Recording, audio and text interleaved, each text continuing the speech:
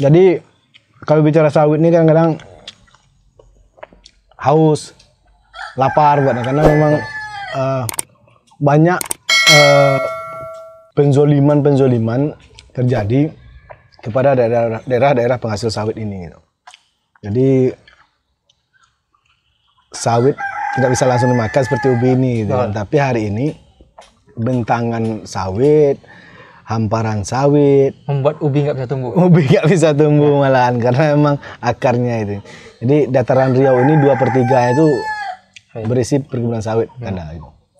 Jadi menyuarakan permasalahan sawit ini memang saya kan punya kebiasaan buruk atau kebiasaan nyeleneh. Memang kalau terkait dengan hal seperti itu saya agak-agak semangat saya gitu. Jadi kebetulan hari ini saya tergabung juga di Serikat Petani Kelapa Sawit kan, namanya SPKS. Jadi SPKS ini organisasi independen seperti NGO. Ini nasional sebenarnya. Nasional NGO berkantor pusat di Bogor. Tetapi ini dia ada tapinya.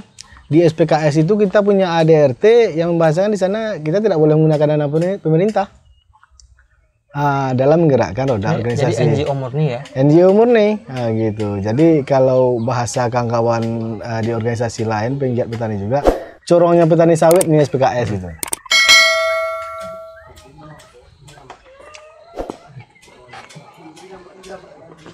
Jadi ini, sektor perkebunan sawit ini, ya silakan.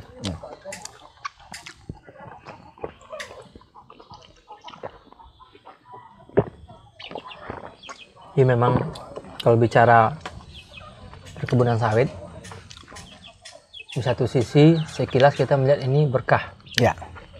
Tetapi jika ini tidak diberdayakan, dikelola dengan baik, ini jadi petaka. Menjadi musibah. Musibah dan petaka. Pertama, predator air ini. Ya, betul.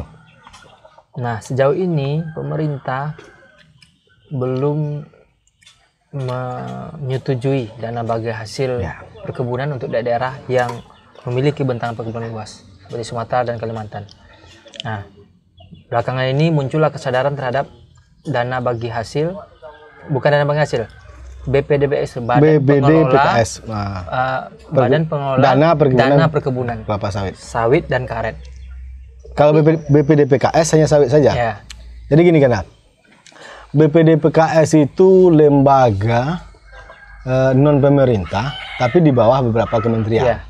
Jadi di sana ada Kementerian Ekonomi, Kementerian Keuangan, Kementerian Pertanian. Gitu. Jadi BPDPKS ini Badan Pengelola Dana Perkebunan Kelapa Sawit. Jadi kalau kami di kawan-kawan penggiat ini di SPKS ini membahasakan lembaga pungut nih. Ya. Mengapa lembaga pungut? Ya kerja mereka memungut. Betul. Memang setiap tetesan CPO Indonesia ini yang kita jual keluar, mereka pungut. Ya. Kalau dulu itu $50 per ton. Hari ini ada PMK baru, Peraturan Menteri Keuangan, itu menjadi $55. Jadi ada kenaikan.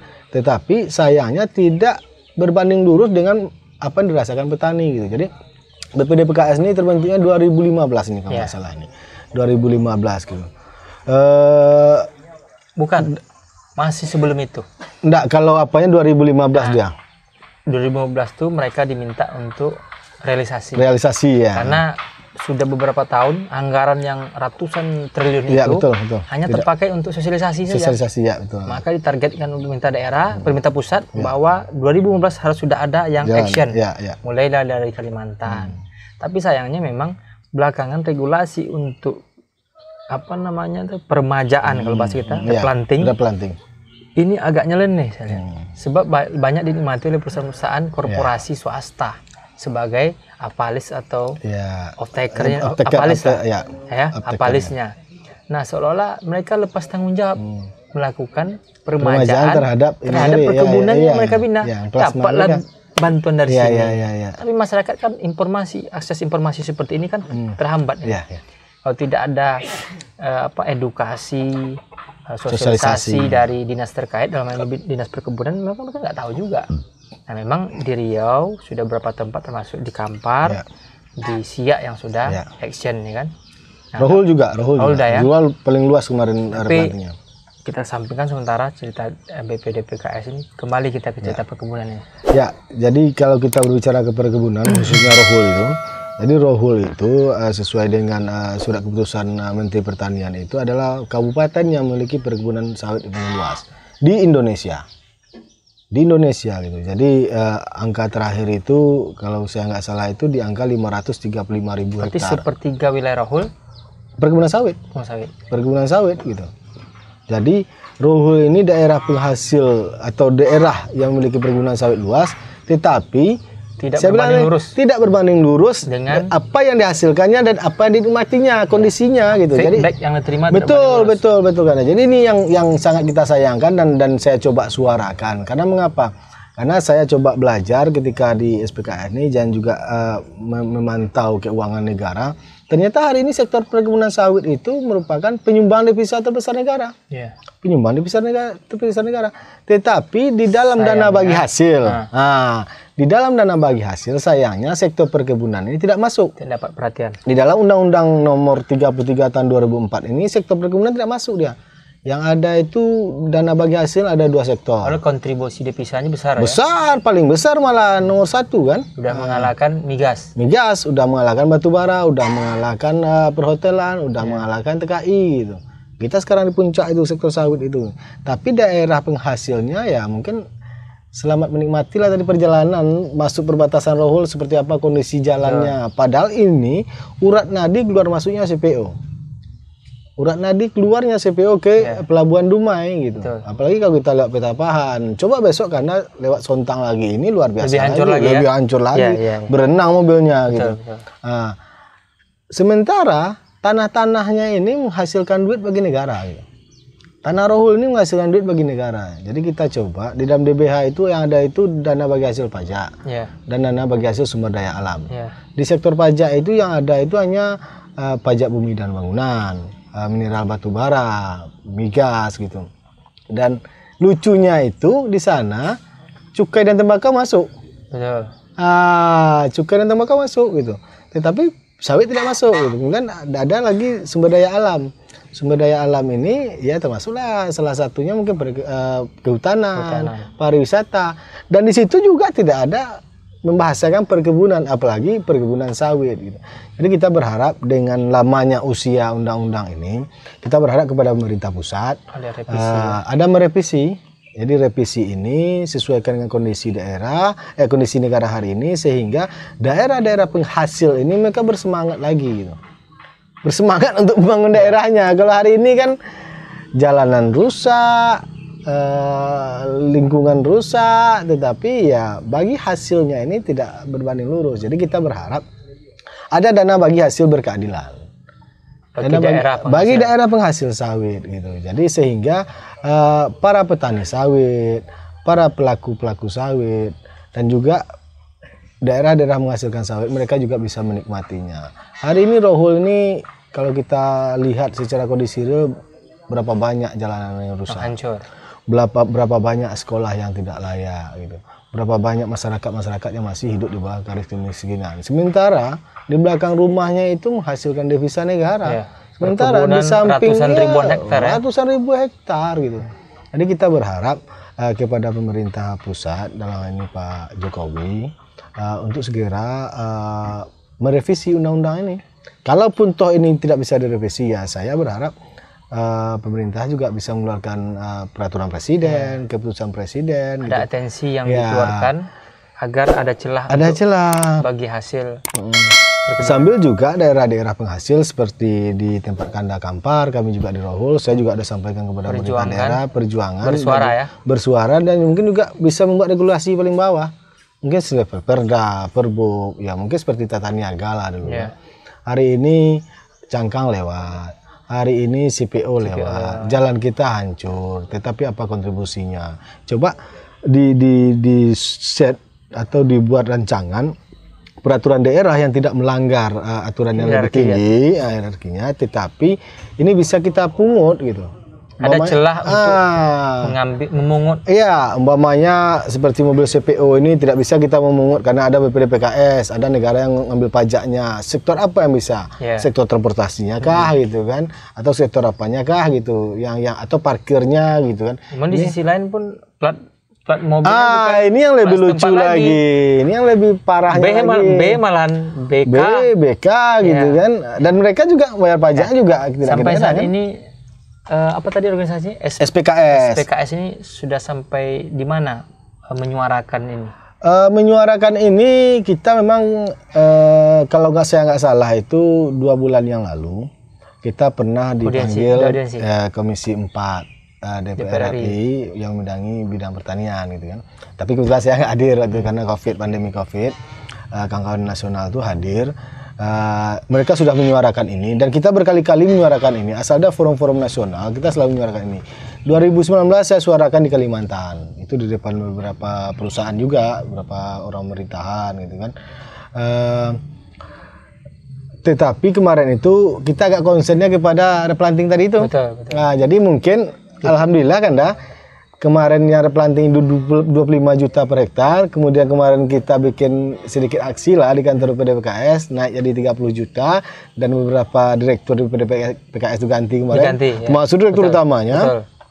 Kemudian di kemarin ini kita coba desak lagi supaya ini dinaikkan harganya gitu.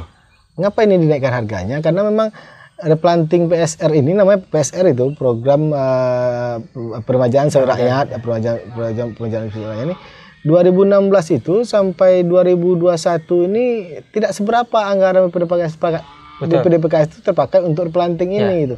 Jadi kemarin kita serapannya kecil sekali. Karena ada barangkali saya lihat administrasi yang cukup merumitkan. Ya, merumitkan memang. Kalau dulu secara administratif cukup dari KUD atau kelompok tani ke dinas perkebunan kabupaten kota langsung ke PPDPKS. Hari ini udah beda lagi regulasinya, harus melalui provinsi lagi. Betul. Jadi kelihatannya ada semacam administrasi yang sedikit saya lihat rantainya itu agak panjang deh. Agak dipanjangkan entah apa maksudnya, entah ini untuk seleksi yang lebih selektif, betul. Atau ada hal lain. Cuman kita positive thinking saja. Mudah-mudahan ini filter yang baik supaya penerima manfaat dari BPDPKS ini benar-benar orang masyarakat yang betul-betul membutuhkan, bukan malah perusahaan. Betul. Jadi kembali lagi kita kepada DBH tadi itu, jadi kita berharap daerah-daerah penghasil ini dikasih lebih lah gitu. Jadi 2021 ini saya pantau berbicara kita Riau saja khususnya, kita lihat APBD Bengkalis lah contohnya gitu. 2,7 triliun. Rohul saat ini kan 1,2 triliun nih. Kanda APBD-nya mungkin lebih paham karena memang karena concernnya di ini kan lebih paham anggaran karena juga anggota DPR gitu. Saya lihat di Bengkalis itu DBH migasnya dana bagi hasilnya 1,3 triliun. Jadi hampir setengah. Yang hanya DBH itu 15,5. Nah, di dalam undang-undang itu kan yang sektor migas ini 15,5 ya. Kita di sektor sawit ini jangan kan 15,5, dapat 10% saja dibagikan kepada daerah penghasil itu ini udah luar biasa. Saya rasa Kampar Rohul nggak ada lagi ceritanya jalan rusak, sekolah roboh nggak ada lagi gitu. Karena memang atau ada diskresi khusus dari pemerintah kalau memang bentuknya tidak dana bagi hasil seperti kita tanya kan revisi undang-undang. Ada diskresi dari pemerintah entah kepres segala macam. Betul. Ada semacam alokasi anggaran khusus dari pusat. Nggak usah kita ngelola untuk infrastruktur wilayah tempatan penghasil perkebunan. Bisa untuk jalan, bisa untuk jembatan, bisa untuk pendidikan, kesehatan. Ini kan juga kita tidak masalah kan. Yang penting ada. Dan memang karena betul hari ini ada SK Dirjen terbaru 114 kalau saya nggak salah itu sarana dan prasarana. Tapi tetap sumber anggarannya BPDPKS. Bukan dari sektor pajak perkebunan atau CPO tadi gitu. Masih dari lembaga pungut BPDPKS dan ini juga tidak dibahasakan untuk daerah-daerah penghasil. Tapi bahasanya masih rancu juga. Memang ada sarana prasarana karena kita dorong bersama-sama kemarin adalah Dirjen Perkebunan itu mengeluarkan itu. Tapi hari ini yang kita coba minta itu kan memang dana bagi hasil Kutip lah biar jelas. Gitu. Cuman bagikan lagi kepada daerah-daerah yang penghasil, kalau bahasa ini adalah skala prioritas bagi daerah-daerah penghasil tersebut gitu. Konsep yang Kanda tawarkan tadi memang luar biasa. Intinya hari ini kita berharap daerah itu tersentuh saja gitu. Ya, betul. Mau regulasinya mungkin dikelola oleh pemerintah pusat melalui Kepres atau Perpres ataupun PP apapun namanya gitu kan, silakan. Atau memang bentuk dana bagi hasil. Dana bagi hasil gitu kan. Itu. Dan secara secara realnya masyarakat ini atau pemerintah daerah penghasil ini mereka merasakan dampaknya gitu. Tidak hanya melihat mobil truk tangki lewat, hilir mudik, kemudian sepanjang jalan itu kiri kanan hamparan perkebunan sawit gitu kan. Tapi tidak berbanding lurus dengan kondisi daerah. Lurus itu. Jadi memang kita berharap ke pemerintah pusat melalui stakeholder yang terkait, baik itu Kementerian Perkebunan ataupun lembaga-lembaga terkait yang mengelola ini, yang konsen terhadap ini. Memang yang pertama kita berharap daerah lain juga menyuarakan dana bagi hasil perkebunan ini untuk daerah-daerah penghasil CPO ini. Yang pertama. Yang kedua, ada program khusus dari pemerintah pusat untuk daerah ini. Karena secara kasat mata kita lihat langsung kerusakan infrastruktur publik akibat kehadiran industri sawit ini. Belum lagi kerusakan lingkungan, pencemaran udara, sungai dan sebagainya. Oke, kita bisa terima barangkali setiap ada investasi pasti ada sisi positif dan negatif. Betul. Tetapi jangan sampai sisi negatif ini tidak berbanding lurus dengan seimbang dengan sisi positifnya. Maka kita bersuara minta pusat supaya ini bisa jadi perhatian. Ada dana bagi hasil, ada perhatian khusus untuk daerah-daerah yang penghasil perkebunan ya. Tapi tentunya ini dengan suara dari seluruh daerah-daerah penghasil perkebunan ya. Jadi memang itu yang kita harapkan Kanda. Ya mungkin saat ini Kanda juga lagi berada di lembaga legislatif. Jadi mungkin kita inisiasi dari daerah kita masing-masing. Gerakan ini gerakan bersama. Perjuangan ini perjuangan bersama. Karena memang tidak banyak kita sebenarnya Kanda. Jadi kalau kita wajib bersuara. Ya, daerah penghasil sawit itu kalau kita berbicara pulau yang didominasi itu hari ini adalah Sumatera dan Kalimantan. Walaupun hari ini sudah mulai merambah ke Papua dan Sulawesi. Gitu, ya. Kalau bicara hak, barangkali kita lah daerah yang paling berhak mengungut retribusi. Betul. Untuk kendaraan lalu lalang CPO. Betul. TBS, CPO. Karena perlu kita ingat Kanda, kita Riau ini pernah kecolongan di dua sektor yang luar biasa. Kita colok kecolongan. Dan hari ini bukan mulai ribut lagi nih. Betul. Blok Rokan kan. Nah, kita pernah kecolongan di dua sektor yang luar biasa. Pertama sektor kayu. Hutan Riau ini hutan penghasil kayu yang luar biasa kemarin. Berapa juta kubik kayu dikeluarkan, tapi kita dapat apa? Deforestasi, masuk perusahaan-perusahaan, dijualinya kayunya, dibikinnya kebun. Betul. Jadi sebenarnya mereka tidak menggunakan duit mereka gitu. Dari hasil hutan kayu mereka jual itu yang dijadikan modal untuk bikin kebun. Yang kedua itu sektor minyak. Riau itu terkenal dengan bawah minyak di atas minyak. Tapi hari ini kita dapat apa gitu. Nah, kita pernah kecolongan di dua sektor itu dan kita berharap di sektor yang ketiga ini kita tidak mau kecolongan lagi gitu.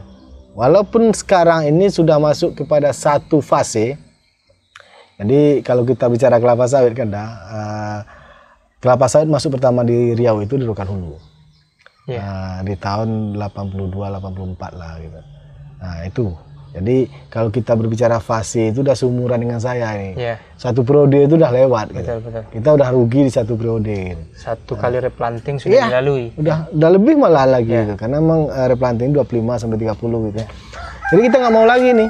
Nggak mau lagi kecolongan, jadi kita akan siap bersuara terus dan menyuarakan itu. Apa seruan ajakan Dinda kepada daerah-daerah penghasil perkebunan, baik itu pemerintah daerahnya maupun lembaga-lembaga yang concern membahas isu-isu ini? Pertama, saya bermohon lah tepatnya nih. Karena memang kalau diajak nanti udah capek kita ngajak. Bermohon kepada seluruh daerah-daerah penghasil sawit yang saat ini menyaksikan podcast dari Abang Da ini. Pertama itu kita ada Riau, kita ada Sumut, kita ada Aceh, kita ada Palembang, kita ada Jambi, Bengkulu dan Lampung. Itu kan baru kecil dia ini skalanya. Dan kita juga ada Kalbar, kita juga ada Kalsel, kita juga ada Kaltim, kawan-kawan di Kalimantan sana, dan Sulawesi juga ada berapa, dan saat ini sudah bergerak ke paling timur Indonesia, daerah Papua, dan sekarang ini sangat berkonflik sekali itu sama kawan-kawan perusahaan di sana. Kami bermohon mari kita bersatu menyuarakan ini sehingga daerah-daerah penghasil sawit itu mereka bisa menikmati, bisa merasakan kekayaan alam yang dihasilkan dari daerahnya sendiri gitu.